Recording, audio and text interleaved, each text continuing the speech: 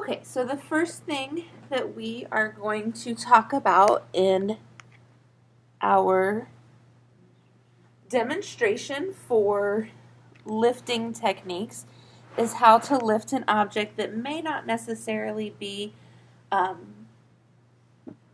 it could be something heavy, or it could be an object such as this that is a little bit wider.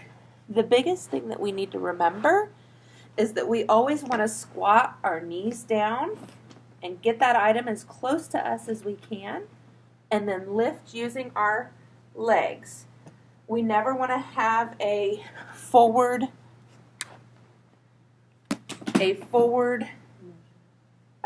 bend at our back. We always want to keep our back nice and straight, and the same goes when we would set something down. So we would bend our legs, squat down, keeping our back straight. And you always want to keep the object as close to you as possible. The next thing we're going to talk about is doing actual patient transfers. So one of the biggest things that we always should remember is that we always want to use a gait belt. Gait belts are found they should be in every patient room, and they are generally either vinyl or cloth. This one happens to be cloth, and they generally have a metal clasp that has these sharp teeth. When you are putting them through, the belt goes and hits those sharp teeth first, and then it goes ahead and goes into the rest of the belt. And then it is absolutely impossible to pull it apart, so it's secure.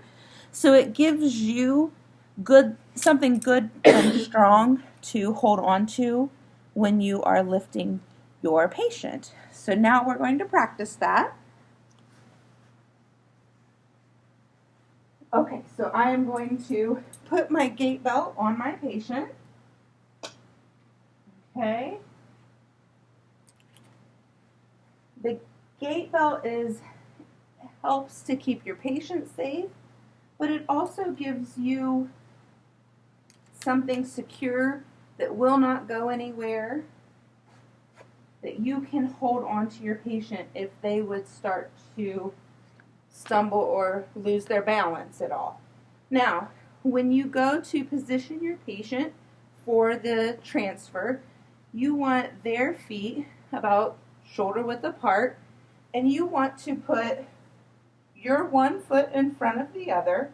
So I've got my feet are about shoulder width apart, but I've got my back leg back far enough, and then I've got my front leg in between my patient's feet. Now when I come to transfer her, I'm going to bend, help her stand. We would always do 1, 2, 3, and then we're going to pivot our feet. We're not going to twist. We're going to pivot our feet, and then she's going to come down. 1, 2, 3. And if you'll notice, I'm keeping my trunk nice and straight. I'm bending at my knees.